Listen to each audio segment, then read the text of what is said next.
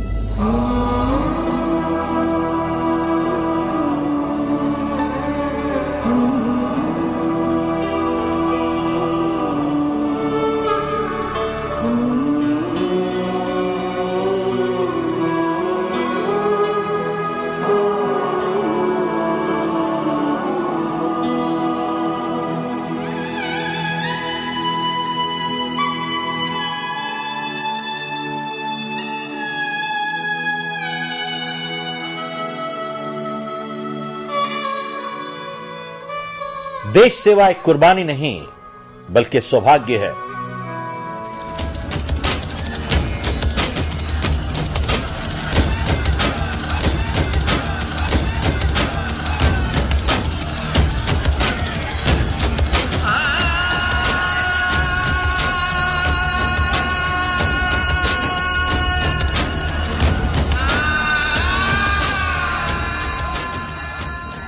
क्या हम आने वाले 50 साल वैसे ही गुजारना चाहते हैं जैसे पिछले 50 साल गुजारे थे? एक बुजुर्ग आदमी आम के पौधे लगा रहा था, तो रास्ते में जाते हुए किसी ने उनसे पूछा, बाबा अपनी उम्र देखी है, क्या आप जिंदा रहोगे आम के पेड़ देखने तक? तो उन्होंने जवाब दिया कि जितने पेड़ लगे हुए हैं जिन्होंने मुझे फल और छाया दी है, क्या उन सबको मैंने लगाया था? मेरे पीछे और भी लोग आ रहे हैं। क्या हम आने वाली पुश्तों के लिए जिम्मेदार नहीं हैं? चरित्र निर्माण एक बच्चे के जन्म से ही शुरू नहीं होता, बल्कि उससे भी 100 साल पहले शुरू होता है। हमारे युवक इस देश की 100% जनसंख्या तो नहीं बनाते, लेकिन 100% भविष्य जरूर बनाते हैं। हेलन केलर से किसी ने पूछा कि ना देख सकने से बुरा क्या हो सकता है, तो उन्होंने जवाब दिया, देख सकना और ना देखना उससे भी बुरा हो सकता है।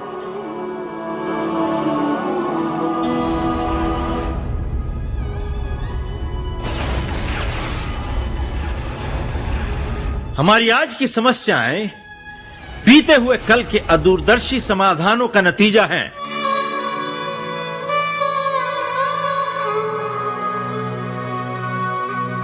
कुछ लोग कहते हैं हमारी डेमोक्रेसी अपने बचपन में है, उसे उभरने में अभी टाइम लगेगा।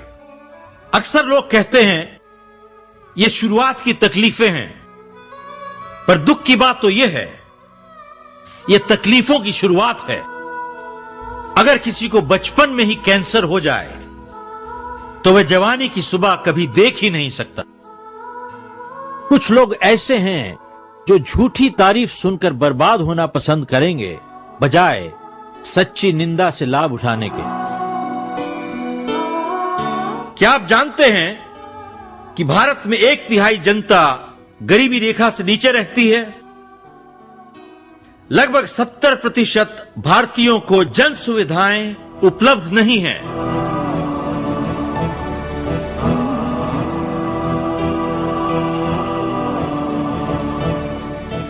एक प्रेस रिपोर्टर ने मुझसे पूछा कि साहब आपकी किताब की नकली जाली कापियां बिक रही हैं मार्केट में, आपको कैसा लगता है? मैंने अखबार से एक कागज निकाल के दिखाया उन्हें, जिसमें लिखा था कि हिंदुस्तान में हर साल 4000 करोड़ की नकली दवाइयां बिकती हैं।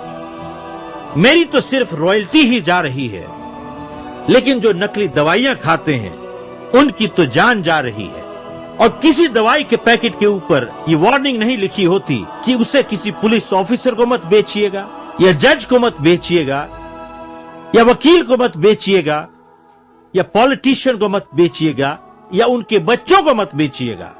वो भी खाएंगे, उनके बच्चे भी खाएंगे और मरेंगे।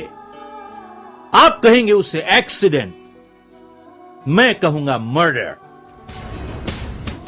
कंट्री फर्स्ट का उद्देश्य है अच्छे लोगों और अच्छे कानून द्वारा अच्छा शासन। इसका सपना है हर भारतीय के लिए इज्जत और प्रतिष्ठा से जीना, जो कि उनका जन्म सिद्ध अधिकार है। इसका मिशन है शिक्षा और न्याय के द्वारा आजादी। आजादी किसे कहते हैं? जब एक सच्चा नागरिक कानूनी रास्ता इख्तियार करके अपने लिए, अपने परिवार के लिए और समाज के लिए खुशी और खुशहाली ला सके। क्या हमें ऐसी आजादी हासिल है? शिक्षा क्यों? शिक्षित इंसान सही और गलत में फर्क बता सकता है। शिक्षित इंसान को आप रास्ता दिखा सकते हैं, लेकिन उसे गुलाम नहीं बना सकते। प्रजातंत्र में जहां राष्ट्र का भविष्य वोटरों की योग्यता से ज्यादा उनकी संख्या पर निर्भर करता है, वहां पे जितने जागरूक इंसान होंगे उतने ही अच्छे फैसले लेंगे। इंसाफ किसे कहते हैं? सच्चाई को जीवन में उतारने को इंसाफ कहते हैं। लोग इंसाफ चाहते हैं, खैरात नहीं।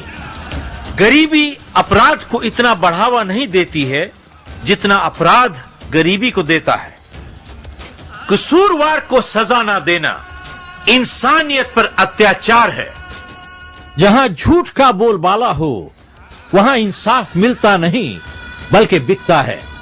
जहां इंसाफ नहीं होता वहां नागरिकों की नजरों में कानून के लिए इज्जत हमेशा के लिए गिर जाती है। जब कोई अच्छा अफसर ईमानदारी से काम करना चाहता है, या तो ऊपर से दबाव आ जाता है और या उसकी ट्रांसफर हो जाती है। अन्यायी देश अपने विनाश को खुद दावत देता है। एक भ्रष्ट समाज कभी आजाद नहीं रह सकता। एक भ्रष्ट समाज में कानूनी काम करने के लिए गैर कानूनी रास्ता इख्तियार करना पड़ता है। 73% लोग जेलों में अपनी सुनवाई की इंतजार कर रहे हैं कई सालों से। उनमें से बहुत से बेकसूर भी होंगे। आप और हम भी वहां हो सकते थे। अगर होते तो क्या हम नहीं चाहते कि कोई हमारे लिए आवाज उठाए? और अगर चाहते तो हम उनके लिए क्यों आवाज नहीं उठाते? एक देश सिर्फ नारे लगाने से महान नहीं बनता। देश महान तब बनता है जब उसके नागरिक महान काम करते हैं। अगर इंसाफ पाने योग्य है तो संघर्ष करने योग्य भी है। जब रक्षक और राक्षस के बीच में फर्क ही ना रह जाए तो एक आम नागरिक के पास क्या रास्ता रह जाता है? या तो खुदकशी कर ले या बंदूक उठा ले। खुदकशी करता है तो कायर कहलाता है, बंदूक उठाता है तो अपराधी बन जाता है। हमें अपराध में भागीदार होने में और अपराध के शिकार बनने में फर्क डालना पड़ेगा।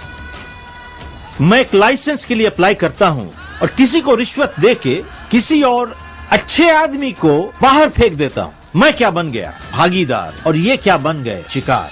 ये तो लाइसेंस की बात है। अब जीवन मरण की बात कीजिए। किसी का खून बह रहा है, आप उसे अस्पताल ले जाते हैं, कोई पूछने वाला नहीं है।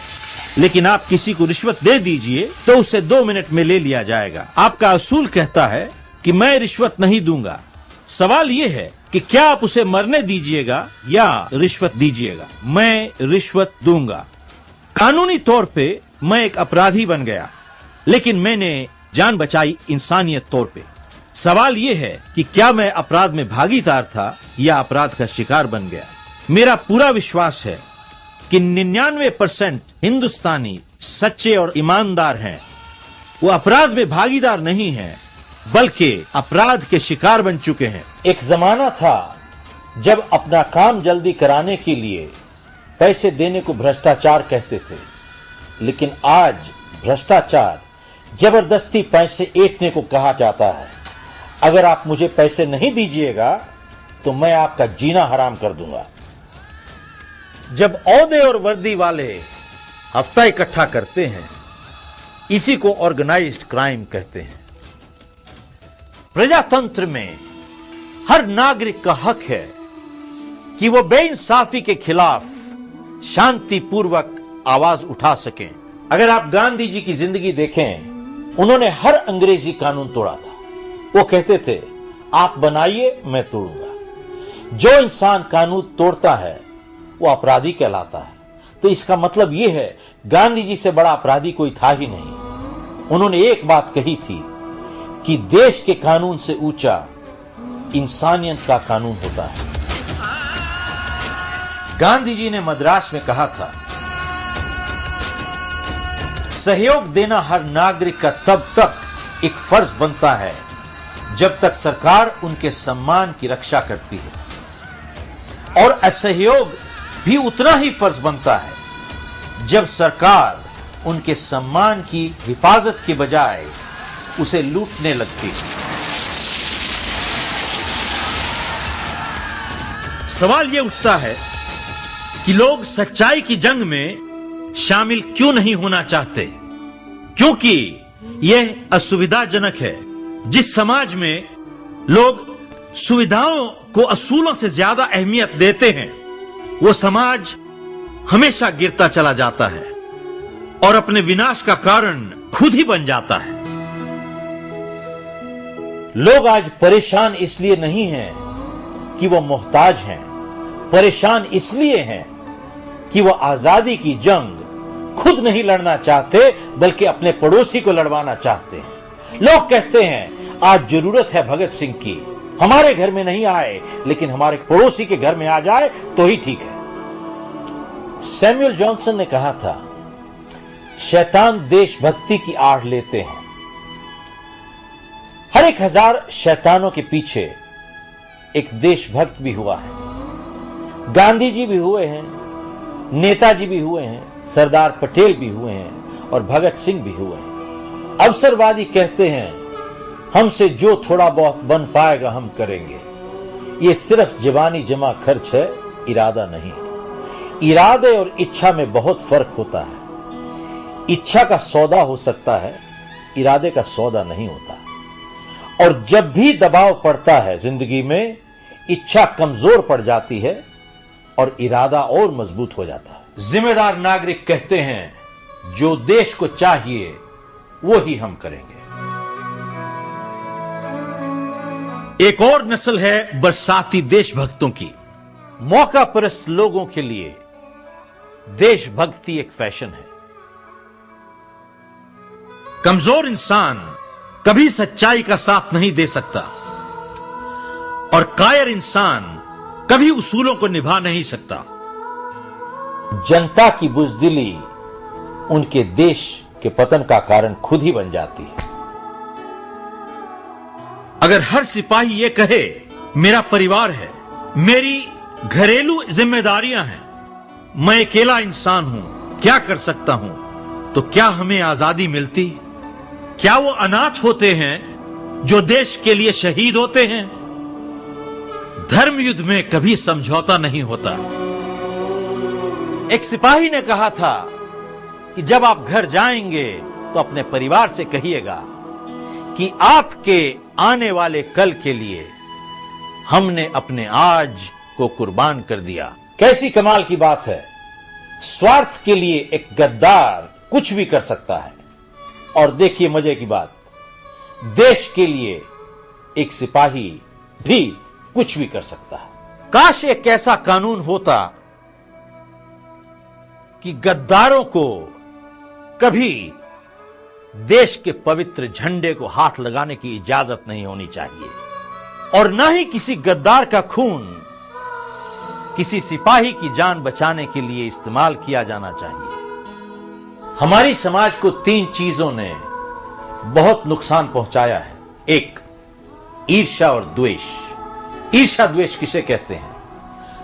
लोग अपने दुख से इतना तंग नहीं हैं जितना दूसरे के सुख से तंग हैं। लोग अपने आप को उठाना नहीं चाहते बल्कि दूसरे को गिराना चाहते हैं। जिनमें ईर्ष्या होती है ऐसे लोग छुप के नुकसान पहुंचाते हैं और फिर सामने आके सहानुभूति जताते हैं। दूसरी चीज, भाग्यवादी नजरिया। अक्सर सुनते हैं समय से पहले भाग्य से ज्यादा कुछ नहीं मिल सकता। जो भाग्य में लिखा है तो रोक नहीं सकता, और अगर नहीं लिखा तो आप चाहे जो मर्जी कर लीजिए, आपको मिल नहीं सकता। जब हम इस दुनिया में आते हैं मस्तिष्क पे सभी कुछ लिखा के लाते हैं। हम क्या हैं? हम तो सिर्फ एक कठपुतली हैं। जो लोग ऐसी बातें करते हैं अखबार में वैसे लोग इश्तिहार भी देते हैं। निराशा को आशा में बदल लीजिए। आपको तकलीफ हो रही है, घर में झगड़ा हो रहा है, प्रमोशन नहीं मिल रही है, आप जिंदगी बदलना चाहते हैं, 151 रुपए भेजिए और 24 घंटे में रिजल्ट लीजिए। भाग्यवादी लोग जिंदगी में कुछ करके नहीं जाते बल्कि कुछ होने का इंतजार करते हैं। जिसने जिंदगी में कुछ करना है वो हर हाल में करके चला जाता है, और जिसने कुछ नहीं करना उसे आप सब कुछ दे दीजिए, वो फिर भी नहीं करेगा। तीसरा है अलगाववादी नजरिया। लोग कहते हैं कि जब तक मुझे तकलीफ नहीं हो रही मैं बीच में क्यों पड़ूं। अक्सर सुनते हैं प्रवचन, सांसारिक जीवन से ऊपर उठ जाओ, दुख में आपको तकलीफ नहीं होनी चाहिए, सुख में खुशी नहीं होनी चाहिए, आप सांसारिक जीवन से ऊपर उठे हुए हैं। आपके पड़ोसी पर अत्याचार और अन्याय हो रहा है और आप सांसारिक जीवन से ऊपर उठे हुए हैं। ये कैसी जिंदगी है? ये तीनों व्यवहार हीन भावना का नतीजा है। अक्सर सुनते हैं गुस्सा एक कमजोरी है। आप देखिए दुनिया में आज तक कहीं पर भी कोई बदलाव आया है तभी आया है जब किसी को गुस्सा चढ़ा है। जब अंग्रेजों ने गांधी जी को उठा के कंपार्टमेंट से बाहर फेंक दिया, गांधी जी को इतना बुरा लगा, उन्होंने कहा आपने मुझे इस कंपार्टमेंट से बाहर फेंका है, मैं आपको इस देश से उखाड़ के बाहर फेंक दूंगा। क्या किया उन्होंने? उस गुस्से को एक संकल्प में बदल दिया और उनकी सबसे बड़ी कमजोरी उनकी सबसे बड़ी शक्ति बन गई। अगर आपके पड़ोसी पर अत्याचार और अन्याय हो रहा है और आपको नींद आ जाती है तो अगला नंबर आपका है। अक्सर सुनते हैं पॉलिटिक्स एक बहुत गंदी गेम है। खेल कोई गंदी नहीं होती, सिर्फ खिलाड़ी ही गंदे होते हैं। लोग कहते हैं कि मैं सोशल वर्क करना चाहता हूं। आप सोशल वर्क और पॉलिटिक्स को अलग कैसे कर सकते हैं? जो सांस हम लेते हैं ये पॉलिटिक्स का नतीजा है। जो पानी हम पीते हैं ये पॉलिटिक्स का नतीजा है। जो दवाई हम खाते हैं ये पॉलिटिक्स का नतीजा है। जो बच्चे हमारी शिक्षा हासिल करते हैं ये पॉलिटिक्स का नतीजा है। हम इन दोनों को अलग कैसे कर सकते हैं? हर तरह की सामाजिक सेवा इज्जत की हकदार होती है। कई संस्थाएं हार्ट अटैक मरीजों के लिए एम्बुलेंस चलाती हैं, लेकिन जो लोग दूसरों को हार्ट अटैक दे रहे हैं उन्हें कौन रोक रहा है? बहुत सी संस्थाएं ब्लड डोनेशन कैंप्स लगाती हैं, लेकिन जो लोग दूसरों का खून चूस रहे हैं उन्हें कौन रोक रहा है? अगर हम इज्जत और प्रतिष्ठा से जीना चाहते हैं तो हमें 3 चीज करने की जरूरत है। 1, देश का हर नागरिक सिपाही बनने को तैयार होना चाहिए। एक सिपाही सिर्फ अपने आप को कुर्बान होने के लिए नहीं पैदा करता, बल्कि जो देश को बर्बाद करते हैं उनको भी रोकता है। और दूसरा, अगर बेइंसाफी की वजह से एक सच्चा नागरिक जेल जाता है तो पूरे देश को जेल जाने के लिए तैयार होना चाहिए। तीसरी चीज, हमें इस देश से उन गद्दारों की नस्ल को उखाड़ के फेंकना है जो अपने स्वार्थ के लिए देश को बेचने के लिए तैयार है। एक दुश्मन किसी देश को तोड़ने का सपना तभी देख सकता है जब उसे मालूम हो कि दूसरे देश की बुनियाद कमजोर है। आजादी मुफ्त में नहीं मिलती, बल्कि हर पुश्त को उसे हासिल करने की कीमत चुकानी पड़ती है। इस देश को आज तक बाहर के दुश्मन ने कभी बर्बाद नहीं किया। जब भी किया है तो हमारे अपने देश के गद्दारों ने ही किया है। अक्सर सुनते हैं कि पावर लोगों को भ्रष्ट बना देती है। इसमें सच्चाई नहीं है। पावर ना तो किसी को भ्रष्ट बनाती है और ना ही किसी को नम्र बनाती है। पावर जो पहले से छुपा हुआ था, जो बीज, उसे उभार के ऊपर ले आती है। कई लोग औहदे और पोजीशन से पावर हासिल करते हैं। औहदा और पोजीशन अगर चला जाए तो पावर भी चली जाती है। औहदा और खिताब पावर देते हैं। IAS, IPS, MD, CEO, minister, positions लोगों को अथॉरिटी देती है और अथॉरिटी पावर देती है, लेकिन सिर्फ अच्छे व्यवहार से ही इज्जत मिलती है। इंडियन कॉन्सुलेट ने ह्यूस्टन में 500 जाली पासपोर्ट रिश्वत लेके इशू किए हैं। हम आतंकवाद की बात करते हैं। सबसे बड़ा सवाल यह है कि आतंकवादी है कौन? जिसको नकली पासपोर्ट मिला या जिसने नकली पासपोर्ट इशू किया? हम लोग हिंदुस्तान में इन्वेस्टमेंट्स की बात करते हैं। Doctor PR Hague, Swiss deputy minister, ने कहा कि हिंदुस्तानियों का 2,500 बिलियन डॉलर स्विस बैंकों में पड़ा हुआ है। इसमें अगर एक टाइपिंग की गलती भी हो तो भी बहुत बड़ी रकम है ये। अंग्रेजों ने 200 साल में इस देश को इतना नहीं लूटा जितना इस देश के गद्दारों ने 50 साल में लूट लिया है। कंट्री फर्स्ट एक्शन प्लान, जो कि समाज हित मुकदमा PIL और इंसाफ के लिए जनता के समर्थन से मुमकिन होगा। क्या आप जानते हैं कि तकरीबन 4,000 लेजिस्लेटर्स में से 700 का क्रिमिनल रिकॉर्ड है? एक समाज खतरे में पड़ जाता है जब आदेश देने का अधिकार उन्हें दिया जाए जिन्होंने खुद कभी आज्ञा का पालन करना सीखा ही ना हो। जिन्हें हम अपने बच्चों का गार्डियन बनाने को तैयार नहीं हैं, उन्हें हम देश का गार्डियन क्यों बना देते हैं?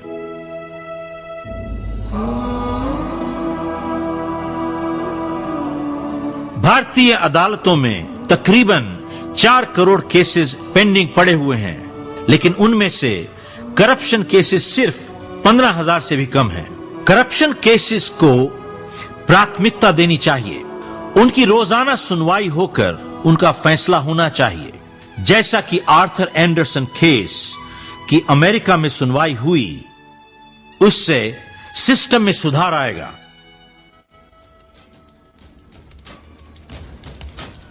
गवाह अपने बयान से क्यों बदल जाते हैं? गवाहों को सुरक्षा देने का प्लान हो जिससे गवाह अपनी गवाही न बदल सकें। ऐसे प्रोग्राम विदेशों में बहुत सफलता से चल रहे हैं, हिंदुस्तान में क्यों नहीं? अगर आपकी मां को कैंसर हो तो क्या आप उसे मरने दीजिएगा? हमारी भारत माता को करप्शन का कैंसर है। हम किस चीज की इंतजार कर रहे हैं? एक बेहतर भारत के लिए समाधान एक, हर नागरिक को इलेक्ट करने के हक के साथ रिजेक्ट करने का हक भी होना चाहिए। 2, गवाहों को सुरक्षा देने का प्लान हो जिससे गवाह अपनी गवाही न बदल सकें और इंसाफ का मजाक न उड़ सके। और 3, भ्रष्टाचार संबंधित मामलों की रोजाना सुनवाई होनी चाहिए। ऐसा करने से समाज में सुधार आएगा।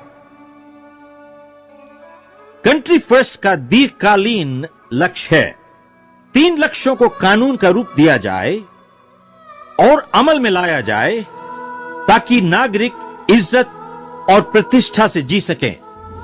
हमें अपने आप को बंगाली, गुजराती, मद्रासी, पंजाबी की बजाय हिंदुस्तानी समझना है। संघर्ष और तकलीफ के लिए तैयार रहें। आजादी कभी मिलती नहीं है, बल्कि हमेशा हासिल करनी पड़ती है।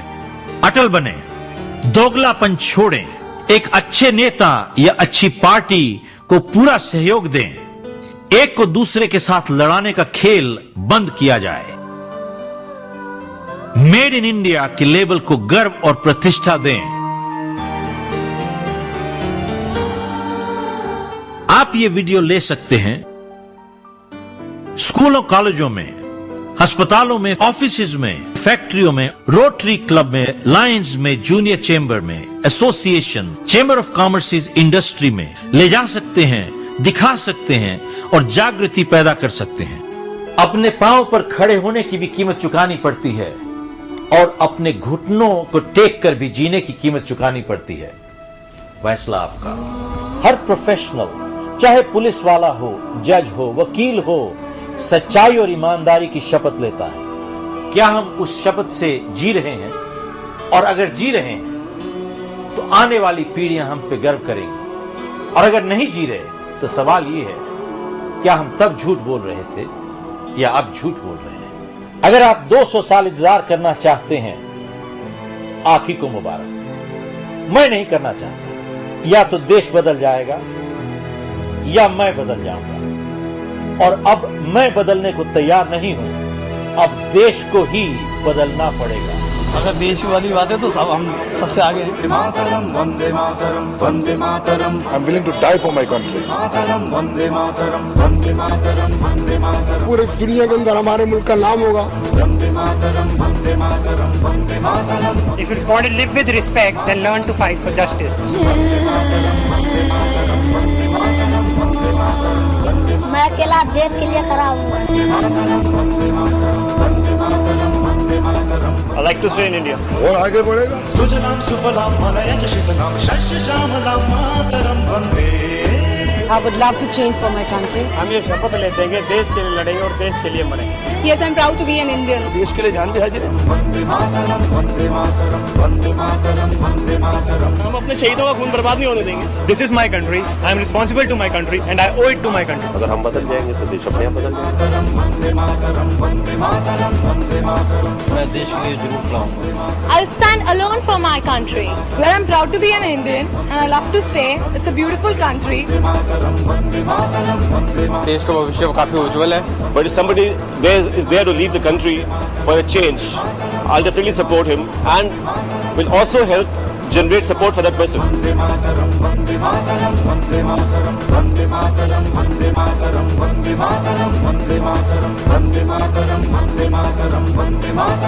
If my country lives, my mother will live.